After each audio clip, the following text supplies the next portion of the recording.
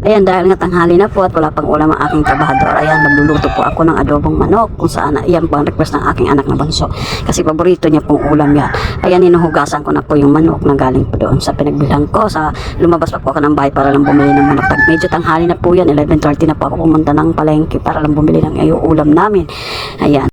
Ayan, tapos ko na pong hugasan ang manok. Ayan, lalagay ko na po siya sa pinggan at maghihiwa na po ako ng mga panghalo po dyan. Ayan, sibuyas po. Naghiwa po ako ng sibuyas. Ayan, binabalatan ko po sibuyas. At lalagyan ko rin po yan ng bawang. Ayan, ang hirap-hirap po magbalat ng sibuyas. Ayan, tingnan nyo naman po. Talagang iniisa-isa ko yung pagbabalat niya. Tapos yan, hiwahin ko po siya ng maliliit na hiwa para po mas maganda at hindi halata na may sibuyas ang manok. Kasi po, ayaw po ng mga anak ko yung mga ganyan-ganyan po. Kaya po sinusunog ko yan pag niluluto ko. Ayan, ano ko na po yan ng sibuyas. Ang sibuyas po ilalagay ko dyan, kailangan po. So, medyo sunog-sunog parang bango po yung ating pagluluto.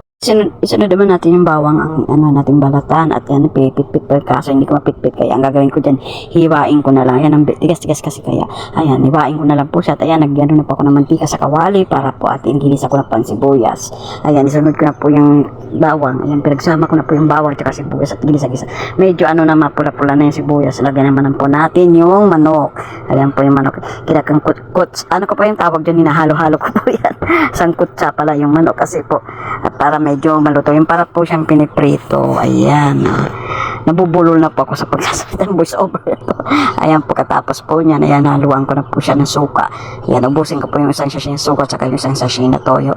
Lalagay ko po yan. Ayan, hinalo-halo ko po at lalagay ko po ng laurel. Ayan po yung laurel na dahon po ang tawag dyan. At tapos lagyan ko ng pamintang buo. Ayan, at konting asin. Ayan, ayan, pakukuluin ko lang po siya, tatakpan. Ayan, maluluto po. Maya-maya po, ayan, nalagyan ko na po ng seasoning.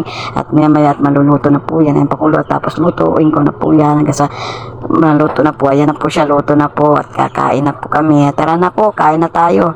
Ayan, gutom na yung asawa ko galing sa pagtatrabaho. Ayan, tanghali na kasi ako nagluto. Di ba? Sarap ng kain namin. Ayan, may pahigupigil po kami ng sabaw.